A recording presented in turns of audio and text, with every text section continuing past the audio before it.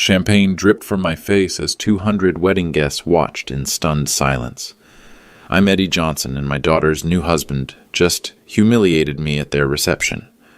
Preston poured expensive champagne over my head, told everyone I was just a pathetic janitor who didn't belong with real people. What he didn't know? I'd been secretly paying his medical school bills for 4 years. Every penny came from my dead wife's life insurance money. I stood there, champagne still dripping, and reached for my phone. One call would destroy everything he'd worked for. This is what happened when kindness met entitlement, and why you should never assume the quiet person in the corner doesn't have power. If this story intrigues you, hit subscribe. I'd love to know where you're watching from. And trust me, you won't believe how this ends. Because sometimes the person you underestimate the most is holding all the cards. The trouble started the moment I walked into Riverside Country Club. $15,000 they paid for this venue. I know because Sarah showed me the contract, worried about the cost. I told her not to worry, that her happiness was worth everything. What I didn't tell her was that $15,000 represented exactly 1 month of scholarship payments I'd been making to ensure her future husband became a doctor.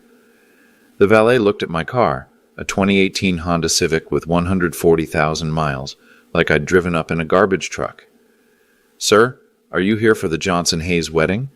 His tone suggested I might be lost. "I'm the bride's father." His face went red.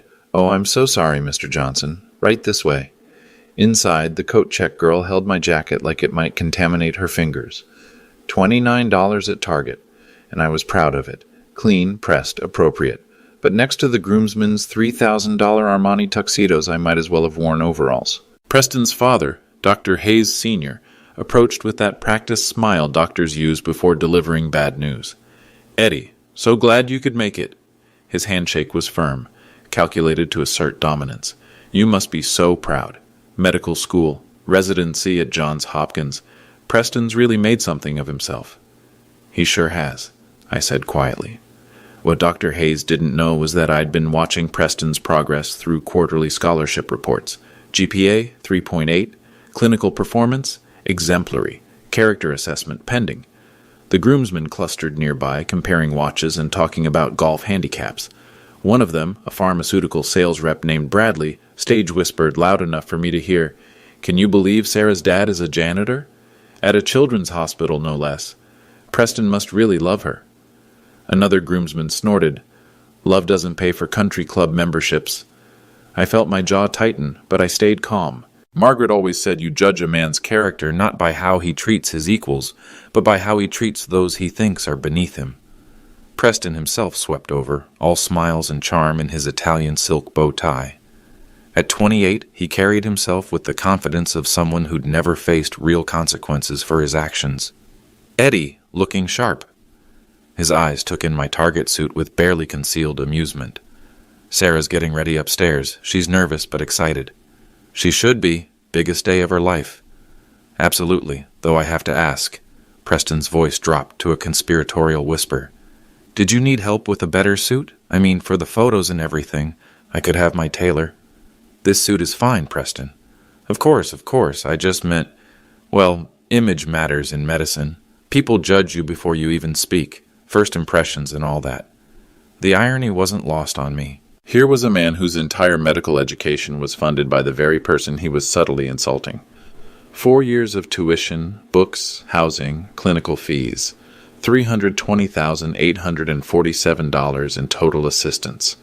Not that he knew.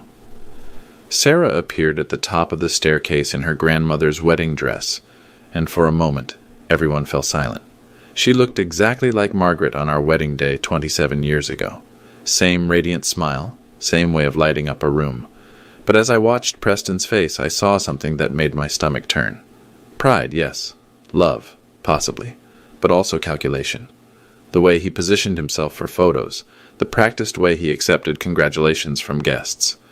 Everything felt performative. "She's beautiful," I said. "The most beautiful woman in the room," Preston agreed. Then, lowering his voice, "And after tonight she'll be Mrs. Preston Hayes III. Part of a real medical family legacy." That's when I knew we might have a problem. The ceremony went off without a hitch, but the reception was where masks started slipping. I sat at table 12, the family table supposedly, though I noticed Dr. Hayes Sr. had positioned himself as far from me as possible while still maintaining the appearance of inclusion. Sarah had insisted I sit with family, not realizing that to Preston's relatives, I wasn't really family at all. During cocktail hour, I overheard Preston's aunt speaking to her husband near the bar. I still can't believe she's marrying him. Preston, I mean. Lovely girl, but her background... She gestured vaguely in my direction. Hospital janitor? What will people say at the club? Preston knows what he's doing, her husband replied. Pretty girl, and she'll be grateful. Those types always are. Those types. I gripped my champagne flute a little tighter.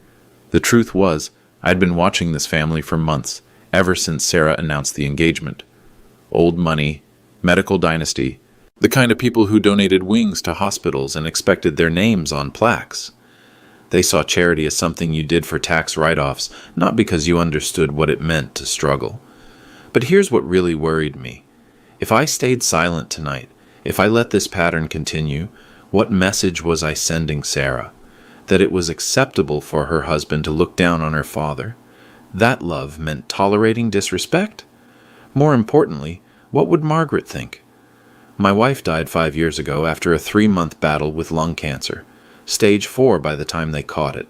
Preston Hayes was a second-year medical student then, doing his clinical rotations at Children's Hospital. He was one of the residents who treated Margaret during her final weeks. He was good to her. Gentle. Professional. He stayed late to answer my questions, helped me understand treatment options, held my hand when I cried in the hallway after her last chemotherapy session failed. That's why I did what I did with the insurance money. $400,000 from Margaret's life insurance policy. Her final gift to me, money meant to secure my future. Instead, I used it to create the Margaret Johnson Memorial Medical Excellence Fund, an anonymous scholarship program administered through City National Bank. Designed to help promising medical students complete their education, Preston Hayes was the fund's first and only recipient. I told myself I was honoring Margaret's memory by helping train the next generation of compassionate doctors. Preston had shown such kindness during her treatment, such dedication. I thought I was investing in character, not just education. But now, watching him work the room, accepting congratulations like he'd earned everything himself, I wondered if I'd made a terrible mistake. Dad, you okay? Sarah appeared beside me, radiant in her grandmother's dress. You look worried. Just thinking about your mom. She would have loved this. Sarah's eyes misted. She would have loved Preston too. He's going to be a wonderful husband. I hoped she was right. But marriages built on unequal respect rarely lasted. If Preston truly believed I was beneath his family, how long before he started seeing Sarah the same way? How long before my daughter's worth became measured by her husband's standards? Sarah, honey, can I ask you something? Anything, Dad? Has Preston ever said anything about me? About my job? She hesitated just long enough to confirm my fears. Dad, Preston respects you. He knows how hard you work. That's not what I asked. He comes from a different world. Give him time. Time. How much time does a man need to show basic respect? 28 years wasn't enough? I thought about the briefcase in my car. Inside were documents that could change everything. Scholarship agreements, bank statements, Margaret's death certificate. Proof that the lowly janitor had been the silent benefactor behind Preston's entire medical career. But using that information would mean revealing the secret I'd kept for 4 years. It would mean admitting that every dollar in Preston's education account came from the life insurance payout of a woman he'd helped care for. It would mean showing Sarah that her father wasn't the simple working man everyone assumed. Was I ready for that conversation? More importantly, was I prepared to watch my daughter marry someone who fundamentally disrespected the man who'd made his career possible? The band struck up the first dance, and I watched Preston lead Sarah onto the floor. They moved together beautifully, lost in each other's eyes. For a moment, I almost convinced myself I was overreacting. Then Preston's best man grabbed the microphone for his speech. Ladies and gentlemen, I've known Preston since Harvard Medical School, and I can honestly say he's everything you'd want in a doctor. Brilliant, dedicated, and most importantly, he knows quality when he sees it. He gestured toward Sarah. Sarah Johnson is lucky to be joining the Hayes family legacy. Not Sarah Johnson Hayes, not a partnership. Sarah was lucky to join them.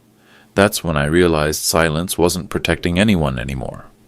The best man's speech ended with polite clapping, but I caught the subtle emphasis on certain words. Sarah was lucky to join their family. Preston was elevating her station. Classic rich family language disguised as compliments. Dr. Hayes Sr. approached our table during the salad course, wine glass in hand and confidence radiating from every gesture. Eddie, I wanted to thank you personally. Thank me for what? For raising such a wonderful daughter. Sarah's going to fit right into our family. He paused, swirling his wine. Of course, there will be adjustments. Medical families have certain expectations, social obligations, but I'm sure she'll adapt beautifully. She doesn't need to adapt to anything. She's perfect as she is. Dr. Hayes smiled that practiced smile again, naturally. I just meant the lifestyle differences. Country club memberships, medical association events, charity galas. It's a different world from what she's used to. Different from what I'm used to, you mean? Well, yes. Your background is more practical, which has its own value, of course. I set down my fork carefully. What kind of value would that be, Doctor? Hard work, dedication, the backbone of America. His tone was the verbal equivalent of patting me on the head. Preston and Sarah are lucky to have that grounding influence. Translation, I was useful as long as I stayed in my lane. Preston appeared beside his father, loosening his bow tie slightly. The champagne was clearly having an effect. His cheeks were flushed, his movements a bit looser than before. Dad, what are you two talking about? Just getting to know my new co-father-in-law, Dr. Hayes said smoothly. Eddie was telling me about his work at the hospital. Right, the maintenance job. Preston's smile was perfectly pleasant and completely condescending. That's actually how we met, Sarah and I. She was visiting someone in pediatrics, and Eddie was... What were you doing that day? Mopping. Cleaning the nurse's station. See? Hard-working, salt of the earth. Preston clapped me on the shoulder like I was a golden retriever. We need people like you, Eddie. Society can't function without folks willing to do the jobs others won't. The jobs others won't. I felt something shift inside my chest. A familiar anger, but colder now. More focused. Preston, can I ask you something? Shoot. How did you pay for medical school? The question seemed to catch him off guard. Scholarships, mostly? Merit-based? Why? Which scholarships? The Hayes Excellence Scholarship, primarily. Family Foundation stuff. Academic Achievement Awards. He waved his hand dismissively. Boring financial details. Must have been substantial. Medical school's expensive. $320,000, give or take. Preston's chest puffed slightly with pride. But when you've got the grades and the family connections, doors open. Family connections. I almost laughed. Dr. Hayes rejoined the conversation, apparently sensing tension. Preston's always been brilliant. Youngest in his class. Highest MCAT scores. The scholarship committee recognized natural talent. What scholarship committee? I asked quietly. City National Bank manages the fund, Preston said. Anonymous donor, apparently. Someone who believes in investing in future doctors. Anonymous. Rich people like their tax write-offs private, Dr. Hayes added with a knowing chuckle. Probably some pharmaceutical company looking for good PR. I reached into my jacket pocket and pulled out my phone. City National Bank app, already logged in. Account balance visible. $198,247.83 remaining in the Margaret Johnson Memorial Fund. Interesting, I said, showing Preston the screen. What do you think this account is for? Preston squinted at the phone, champagne making his focus sluggish. Margaret Johnson Memorial Fund. Probably another scholarship program. Common name Johnson. Very common, I agreed. Wait. Preston's expression shifted slightly. Johnson. That's Sarah's maiden name. It is. And your wife was... Margaret Johnson. She died 5 years ago. The color drained from Preston's face as the implications hit him. Dr. Hayes leaned in, trying to see the phone screen. I don't understand, Preston said slowly. The scholarship that paid for your education? The anonymous donor? I kept my voice perfectly level. That was my wife's life insurance money. Silence. Complete, absolute silence at our table. Preston stared at the phone screen, then at me, then back at the screen. That's... That's impossible. Is it? You're a janitor. I clean floors at Children's Hospital. Same hospital where you did your residency. Same hospital where you treated my wife during her final months. Dr. Hayes grabbed Preston's arm. Son, what is he talking about? I remember her, Preston whispered. Margaret Johnson, room 314, lung cancer, stage 4. You were very kind to her. And to me. Preston's hand started shaking slightly. But the scholarship, you don't have that kind of money. $400,000 in life insurance. Every penny went into that fund. Why? The word came out strangled. Because you were good to her. Because I thought you understood what it meant to care for people who were suffering. I stood up slowly, phone still in hand. Around us, other guests continued their conversations, oblivious to the earthquake happening at table 12. You called my work jobs others won't do, Preston. But I chose that job. I chose it because cleaning those floors meant being close to the doctors and nurses who tried to save my wife, because it meant contributing something, even if it was just keeping their workspace clean. Preston was staring at me now with something approaching horror. And I chose to fund your education because I believed the man who held my hand in that hospital corridor would become the kind of doctor who never forgot where compassion comes from. I picked up my champagne glass. Cheap sparkling wine, not the Dom Perignon they'd served the Hayes family table. Seems I was wrong about a lot of things. Preston sat frozen, staring at my phone screen like it contained nuclear launch codes. Dr. Hayes kept glancing between us, trying to process what he'd just heard. There has to be some mistake, Dr. Hayes said finally. The scholarship committee told us the donor was a pharmaceutical company. The committee was instructed to protect donor anonymity, I replied calmly. Standard practice for memorial funds. I could see Preston's mind racing, trying to reconcile his assumptions with reality. His father-in-law, the man he'd been subtly insulting all evening, had personally funded his entire medical career. Sarah approached our table, sensing the tension. Is everything okay here? You all look like someone died. The irony of her words wasn't lost on me. We're fine, sweetheart, I said. Just discussing Preston's scholarship program. Oh, the Hayes Excellence thing? Dad, isn't it amazing how these programs help deserving students? Sarah's smile was radiant, completely unaware of the bomb that had just exploded at her wedding reception. Deserving, I repeated quietly. Dr. Hayes cleared his throat, apparently deciding damage control was necessary. Eddie, I think there might be some confusion here. Medical education funding is complex.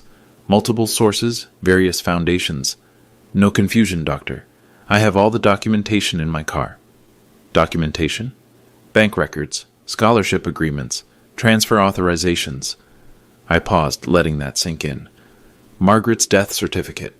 Preston's champagne glass slipped from his fingers, shattering on the floor. The sound drew attention from nearby tables, guests turning to look at our little drama. Careful there, son, Dr. Hayes said, his voice tight with forced cheer. Nervous groom syndrome. A server appeared immediately to clean up the glass, and I noticed something interesting. As she knelt to gather the pieces, both Preston and his father stepped back automatically, as if her presence might contaminate them. The same reaction they'd had to me. Thank you, I said to the server. That was very kind. She looked up, surprised. Most guests didn't acknowledge service staff. Just doing my job, sir. Important work, keeping everyone safe. Preston watched this exchange with growing discomfort. He was starting to see the parallels. Hospital administrator Janet Miller chose that moment to approach our table. I'd worked with Janet for 15 years, and she'd always treated me with genuine respect. Eddie, I didn't know you'd be here tonight. She gave me a warm hug. How's retirement treating you? Preston's head snapped up. Retirement? Eddie didn't tell you? After 15 years as head of facilities management, he's finally taking some time for himself. Janet beamed at me proudly. Best facilities director we ever had. The man could run that hospital blindfolded. Facilities director? Dr. Hayes sounded confused. Oh, yes. Eddie managed a staff of 43, oversaw a $2 million maintenance budget, implemented the new waste management protocols that saved the hospital $600,000 annually. Janet paused, noticing the strange looks around the table. I'm sorry. Did I say something wrong? No, I said quietly. They just assumed I was a janitor. The truth was more complicated. I had started as a night janitor 15 years ago, working my way up through determination and competence. But somewhere along the way, people stopped seeing the progression. They saw a man in work clothes and made assumptions. Even Preston, who'd worked in that hospital for 2 years, had never bothered to learn my actual title. Well, Janet continued, retirement suits you. Though we miss having someone who actually cared about the place. She lowered her voice conspiratorially. Between you and me, the new guy couldn't organize a 2-car parade. After Janet left, our table fell into uncomfortable silence. Preston stared at his hands, processing the revelation that his assumptions about my capabilities had been as wrong as his assumptions about my financial situation. Facilities director, Dr. Hayes murmured. $2 million budget. Still just hospital work, I said evenly. Still the kind of job you think is beneath your family. Preston finally looked up, his face pale. Eddie, I didn't mean... What didn't you mean, Preston? I didn't know. You didn't know because you didn't ask. You saw what you wanted to see. Sarah was looking confused now, sensing undercurrents she couldn't identify. What's going on here? Why does everyone look so serious? I checked my watch. 7:30 p.m. The evening was still young. Just getting to know each other better, sweetheart. The DJ announced it was time for the father-daughter dance, and Sarah's face lit up with pure joy. She grabbed my hand, pulling me toward the dance floor as the opening notes of My Girl began to play, the same song Margaret and I had danced to at our own wedding. As we swayed together, I could feel the weight of 200 pairs of eyes watching us. Sarah looked radiant, completely happy, unaware that her new husband had spent the evening systematically insulting the man who'd made his career possible. Dad, this is perfect, she whispered. Mom would have loved this song. She would have loved seeing you this happy. Preston makes me happy. I know he seems a little formal tonight, but wedding stress, you know. He's actually really sweet when it's just us. I hope that was true. I hope the man I'd observed tonight was an aberration, brought out by family pressure and alcohol. But Margaret had always said, when people show you who they are, believe them. The song ended, and tradition dictated that Preston cut in for the next dance. As I stepped back, he moved forward with that practiced smile. Mind if I steal her back? She's all yours. But as I started to leave the dance floor, Preston caught my arm. Eddie, wait, about our conversation earlier. Not here, Preston. This is Sarah's moment. I just want to clear the air. I think there's been some misunderstanding. Sarah looked between us, confused. What misunderstanding? Other guests had gathered around the dance floor's edge, watching the newlyweds with champagne glasses raised. Preston's groomsmen clustered nearby, along with both sets of parents and various relatives. A perfect audience. Preston, please, I said quietly. Let's talk later. No, I think this needs to be addressed now. Preston's voice carried that slight slur of someone who'd been drinking steadily for 3 hours. There seems to be some confusion about my scholarship funding. My blood ran cold. He was going to do this here in front of everyone. Preston, I warned. Eddie claims he funded my medical education through some memorial scholarship. Preston's voice got louder, drawing more attention, which is obviously impossible. Sarah's face went white. What are you talking about? Dr. Hayes stepped forward, clearly sensing disaster. Son, maybe we should... No, Dad, this is important. Preston turned to address the gathered crowd. Ladies and gentlemen, I want to clear up a misunderstanding. My father-in-law has been telling people he paid for my medical school, which is frankly ridiculous. Gasps rippled through the crowd. Sarah looked mortified. Preston, stop, she pleaded. I earned my scholarship through academic merit, not charity from a janitor. The word came out like a slur. I appreciate Eddie's contributions to society, but let's be realistic about who belongs where. The crowd was dead silent now. Even the band had stopped playing. I felt something break inside me. Not snap. That would have been violent. This was more like ice finally giving way under too much pressure. Preston, I said, my voice carrying clearly across the silent room. You should stop talking now. Why? Because the truth is uncomfortable? Preston was fully committed now, his inhibitions dissolved by alcohol and adrenaline. "Look, Eddie, I respect what you do. Society needs people willing to clean up after others, but don't pretend you're something you're not." He grabbed a fresh champagne flute from a passing server's tray. Dom Perignon, the expensive stuff reserved for toasts. "This is Dom Perignon 2014, he announced to the crowd. $280 a bottle. This reception cost more than most people make in a month. The Hayes family has been supporting medical education for 3 generations. He held the glass high, champagne bubbling golden in the ballroom lights. "So let's be honest about who really belongs at this level of society." That's when he did it. Preston Hayes III, Harvard-educated doctor, devoted son-in-law, poured an entire glass of $280 champagne over my head. The liquid was cold, shocking, running down my face and soaking into my $29 Target suit. 200 wedding guests stood in absolute silence, watching champagne drip from my nose onto the polished marble floor. "You don't belong here," Preston said clearly, his voice carrying to every corner of the ballroom. "You never did." Sarah made a sound like she'd been physically struck. Several guests gasped audibly. Dr. Hayes looked like he wanted to disappear into the floor. I stood there, champagne dripping, feeling the weight of every stare in the room. Some faces showed shock, others embarrassment, a few showed the cruel satisfaction of witnessing someone else's humiliation. But I didn't move, didn't react, didn't give Preston or his family the satisfaction of seeing me lose control. Instead, I reached into my jacket pocket and pulled out my phone. The screen was slightly wet, but functional. "Preston," I said quietly, my voice somehow carrying despite the whisper-level volume. "You mentioned my scholarship claim was impossible. Completely ridiculous." I held up the phone, showing the City National Bank app. Account balance clearly visible, $198,247.83. Margaret Johnson Memorial Medical Excellence Fund, managed by City National Bank. Established May 15, 2019, with a $400,000 initial deposit from Colonial Life Insurance Company. Preston's confident smile started to waver.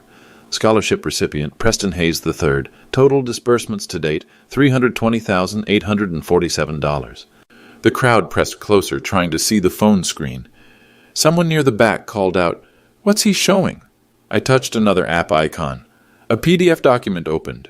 Official scholarship paperwork with City National letterhead. Scholarship terms: renewable annually based on academic performance and character assessment. Revocable at sole discretion of fund administrator. Preston's face had gone from flushed to gray. Fund administrator, I continued, reading from the document. Edward James Johnson. That's me, Preston. The silence was so complete I could hear the ice melting in abandoned drinks. The janitor you just humiliated? The man who doesn't belong here? I wiped champagne from my cheek with the back of my hand. I've been paying your bills for 4 years. Dr. Hayes made a strangled noise. Sarah was crying openly now, mascara running down her cheeks. Every tuition payment, every book fee, every clinical rotation cost. $320,847 of my wife's life insurance money. I looked around the circle of shocked faces. My wife, Margaret, who died of lung cancer in room 314 at Children's Hospital. The same hospital where Preston did his residency. The same woman he held my hand and cried with me when she died. Preston was swaying slightly, the full horror of his situation finally penetrating his alcohol-clouded brain. So you're right, Preston. Let's be honest about who belongs where.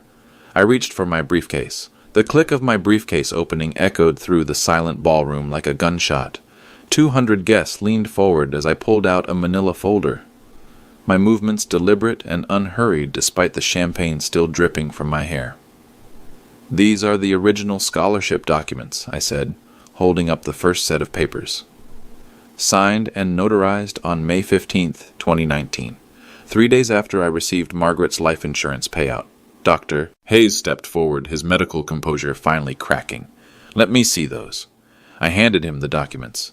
His hands shook as he read, his face growing paler with each line. This can't be right, he muttered. The scholarship committee told us. The committee was instructed to maintain donor anonymity, I replied calmly. Standard protocol for memorial funds. You never asked who the donor was, doctor. You just assumed it was someone worthy of your respect." Preston grabbed the papers from his father, scanning them frantically. "But the Hayes Excellence Scholarship. Was the cover name you gave it? The actual fund is called the Margaret Johnson Memorial Medical Excellence Fund. Your scholarship checks came from my wife's death benefit." Sarah's sobs were the only sound in the room as Preston read his own scholarship agreement. His signature was there, clear as day, along with the terms he'd apparently never bothered to fully understand. I pulled out a second folder. "These are the bank statements.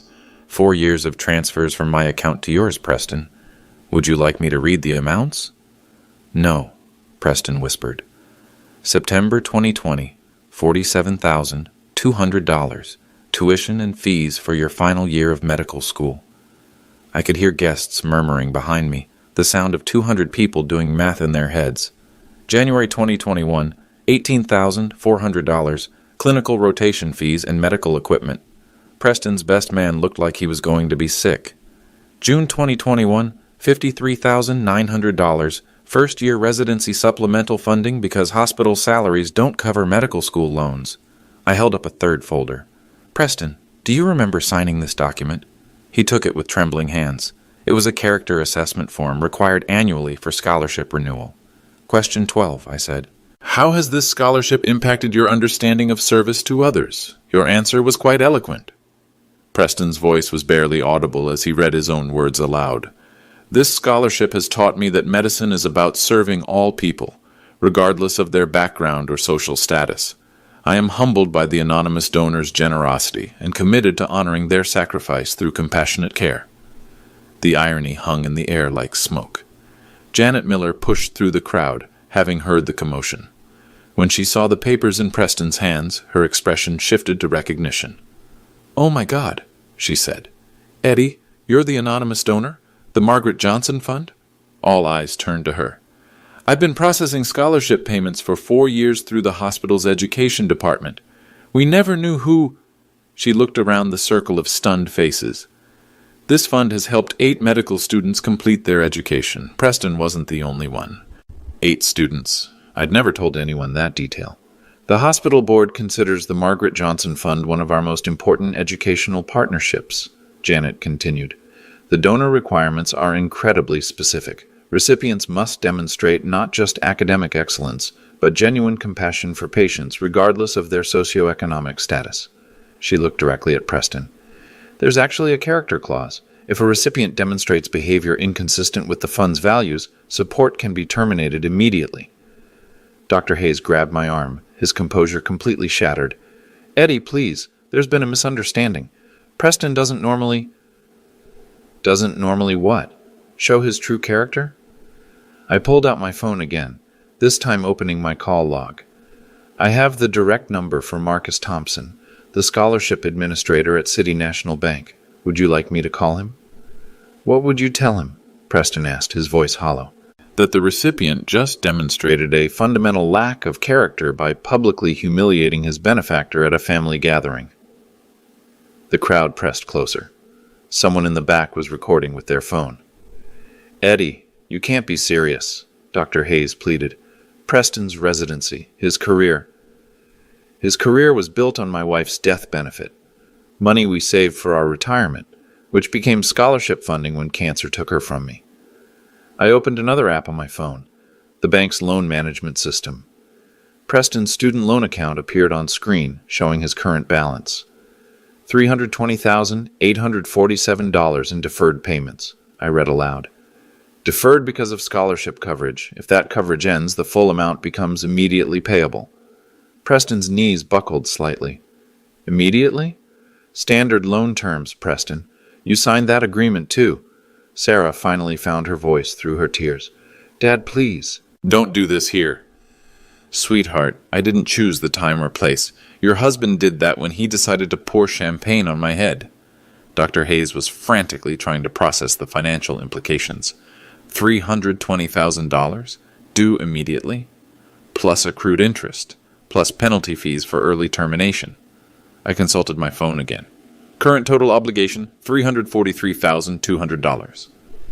The number hit the crowd like a physical blow. Several guests gasped audibly. Preston's pharmaceutical rep friend pushed forward. Eddie, be reasonable. Preston made a mistake, but ending his career over one bad moment. One bad moment? I looked around the circle of faces. This wasn't a momentary lapse. This was character revealing itself under pressure. I pulled out the final folder, the one I'd hoped never to use. Margaret's medical records from Children's Hospital. 3 months of treatment, 74 days total. Guess which medical resident was assigned to her case during weeks 6 through 12? Preston's face went completely white.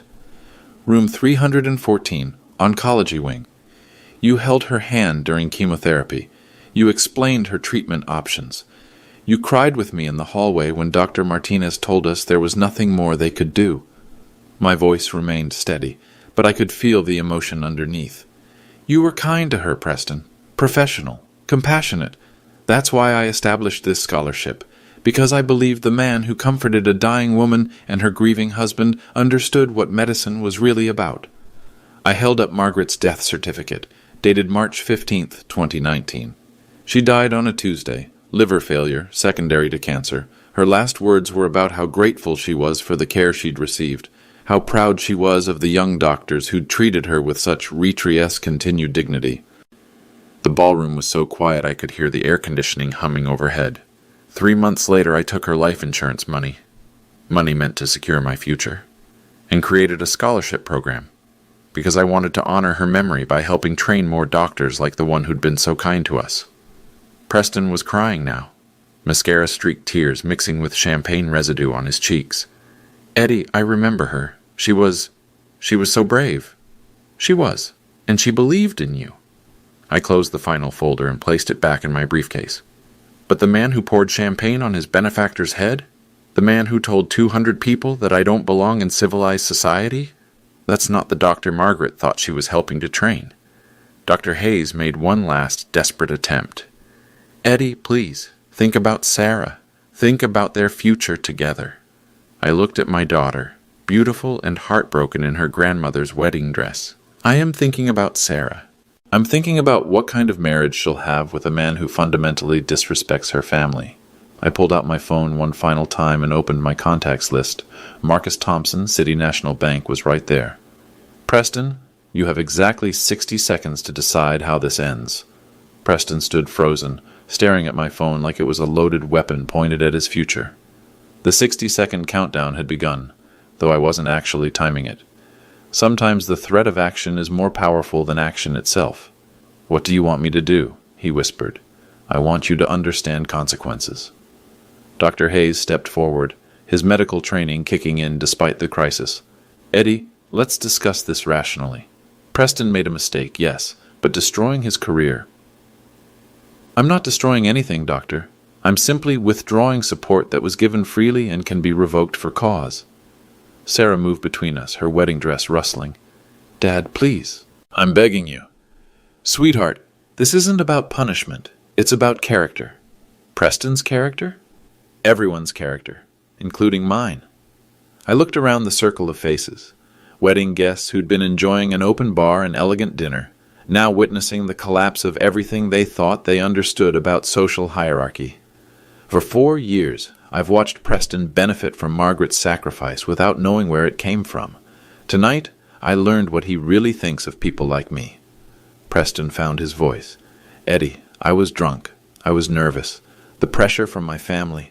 Stop.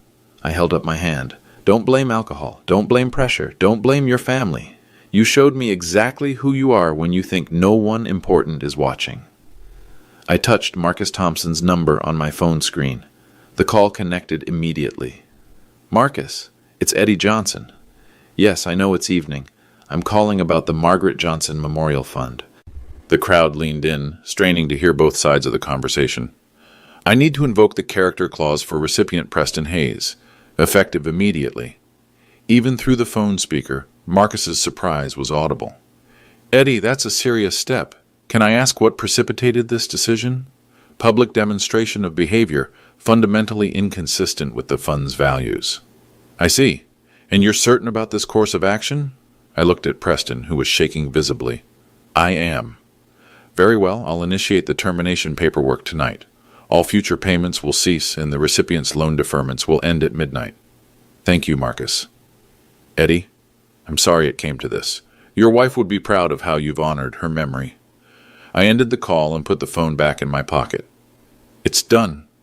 Preston collapsed into a nearby chair, his head in his hands. $340,000, due immediately, plus interest accruing daily. Dr. Hayes was frantically calculating. We can cover some of it, but that amount, Preston, your residency salary won't even touch the monthly payments. There won't be a residency, I said quietly. Everyone turned to stare at me. Janet, you handle hospital credentialing. What happens when a resident's educational funding is revoked for character issues?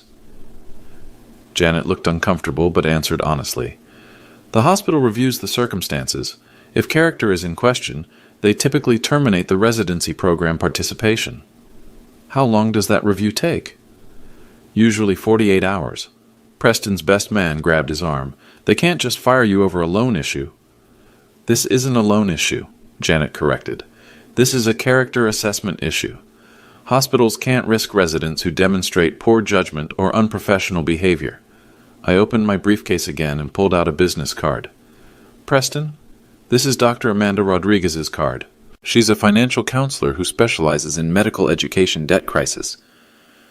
Preston took the card with trembling fingers. She helped another scholarship recipient navigate a similar situation 3 years ago. Another recipient? Student number 4 demonstrated similar character issues during his pediatric rotation. Spoke dismissively about patients' families based on their socioeconomic status. The crowd was silent, processing this revelation. What happened to him? Dr. Hayes asked. He found work in medical research, lower pay than clinical practice, but steady income. It took him 7 years to pay off his loans, but he managed. Preston looked up, hope flickering in his eyes. 7 years? If he lives very, very carefully, no country club memberships, no expensive cars, no $280 champagne. The irony of referencing the champagne currently drying in my hair wasn't lost on anyone.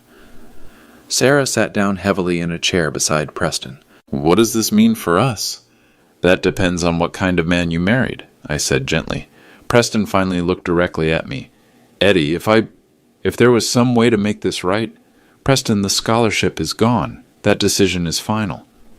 But if I could prove I've learned from this.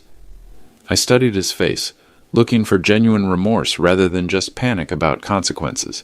The Margaret Johnson Memorial Fund will continue to support other medical students who understand that compassion isn't conditional on social status. And me? You'll figure out how to be the doctor my wife thought you could become, just without her financial support. Dr. Hayes cleared his throat. Eddie, I want to apologize for my family's behavior tonight. Your apology isn't necessary, Doctor. Your son's choices are his own. I closed my briefcase and stood up, champagne finally done dripping from my suit. Sarah, sweetheart, I love you. That will never change, regardless of who you choose to build your life with. She stood and hugged me fiercely, her wedding dress staining with Dom Perignon residue. I love you too, Dad. I looked at Preston one final time. The man who comforted my dying wife is still in there somewhere. Find him. Then I walked toward the exit, leaving behind 200 silent wedding guests and one very expensive lesson about respect. The phone calls started before I even reached my car. Dr. Rodriguez, the financial counselor, called first. Eddie, I just heard from Marcus Thompson. Another scholarship revocation? Character clause violation. Same pattern as the pediatric resident? Worse, public humiliation of the benefactor. She sighed. I'll reach out to the family tomorrow. Emergency financial counseling session. They'll need it. Janet Miller called next. Eddie, I have to ask, are you certain about this decision? Preston's residency review is automatic now. I'm certain. The hospital board will want details. Tell them to call me Monday morning. I have documentation. This is going to create quite a stir in the medical community. Good. Maybe other scholarship recipients will think twice about their behavior. The third call came from someone unexpected. Dr. Martinez, the oncologist who'd treated Margaret. Eddie? I just heard through the hospital grapevine. Is it true you've been funding medical education scholarships? It is. In Margaret's name? Yes. She would be proud, but also heartbroken about tonight. She would have been disappointed in Preston's behavior, and proud of your response, measured but firm. By Sunday morning, the story had spread through social media. Someone at the wedding had recorded the scholarship revelation, and the video was trending on 3 platforms. Wedding groom humiliates father-in-law, discovers he's been paying his medical school bills, had been viewed 2.3 million times. The comments were overwhelmingly supportive. This is why you treat everyone with respect. Imagine pouring champagne on the man who funded your entire career. The quiet dignity of this father is everything. But there were also critics. Destroying someone's career over wedding drama seems excessive. Rich people games with poor people consequences. Both sides were wrong here. I didn't engage with any of it. Social media validation wasn't the point. Monday brought more serious consequences. Preston's residency was officially suspended pending investigation. The hospital's decision was swift and unambiguous. Character issues could not be overlooked in medical training. Dr. Hayes Sr. called that afternoon. Eddie, I need to ask, is there any possibility of reversing this decision? None. Preston is seeing a counselor. He's genuinely remorseful. I'm sure he is. $340,000 in debt tends to inspire reflection. He wants to apologize personally. I don't need his apology. Sarah does. That gave me pause. How is she handling this? Not well. She's staying with us temporarily. And Preston? Moved back into his childhood bedroom. He's applying for research positions, but his reputation has taken a hit. Reputations can be rebuilt. Can they? The story is everywhere, Eddie. Medical journals are writing about it. Ethics professors are using it as a case study. The case study angle hadn't occurred to me. Within a week, 3 medical schools had contacted me about speaking to their students about professional ethics and gratitude. The Margaret Johnson Memorial Scholarship incident became required reading in several medical ethics courses. More importantly, other scholarship recipients began reaching out. Students I'd helped without ever meeting them, wanting to express gratitude they'd never known they owed. Doctor. Lisa Chen, the fund's second recipient, called from her pediatric oncology fellowship. Mr. Johnson, I had no idea the scholarship came from someone who understood loss so personally. Your grades and character earned that scholarship, Doctor. But your wife's sacrifice made it possible. I just wanted you to know. I think about that every time I treat a child with cancer. That's exactly what Margaret would have wanted. The ripple effects continued expanding.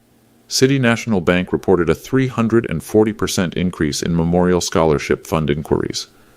Apparently, my story had inspired other families to create similar programs. Preston, meanwhile, found work at a pharmaceutical research company. The pay was 60% less than his projected residency salary, but it was honest work. Dr. Rodriguez helped him negotiate a 15-year payment plan for his loans. Sarah filed for separation 6 weeks after the wedding. Not because of the financial consequences, but because of what those consequences had revealed about her husband's character. I can't stop thinking about that moment, she told me during one of our coffee meetings. The look on his face when he poured that champagne, that wasn't stress or alcohol. That was who he really is when he thinks he has power over someone. And now he's learning what it feels like to be powerless. Maybe that's not entirely a bad thing. 3 months later, Preston requested a meeting, not to ask for reinstatement. He understood that door was permanently closed, but to share something he'd learned. The research lab where I work, we're developing treatments for pediatric cancers. I think about your wife every day, Eddie, about how she trusted me to care for her, and how I forgot what that meant. It wasn't redemption, but it was a beginning. 6 months after the wedding, I established new protocols for the Margaret Johnson Memorial Fund. Every scholarship recipient now receives a detailed history of the fund's origin. They know about Margaret's cancer battle. They know about the insurance money that could have secured a janitor's retirement, but instead secured their education. They know that their benefactor works night shifts and drives a Honda Civic and shops at Target. And they know that none of those facts make him worth less than anyone else. The character assessment process is now more rigorous. Recipients must complete annual community service requirements, working with underserved populations. They must demonstrate through actions rather than essays that they understand medicine as service rather than status. Most importantly, they must meet with previous scholarship recipients who've completed their training. Dr. Chen leads these meetings, sharing what she learned about gratitude and perspective. Sarah and I have dinner every Tuesday now. She's dating a high school teacher named Mike who treats servers with kindness and asks genuine questions about my work. When I told him about Margaret, he listened without trying to fix anything or offer empty platitudes. "She sounds like she was an amazing woman," he said simply.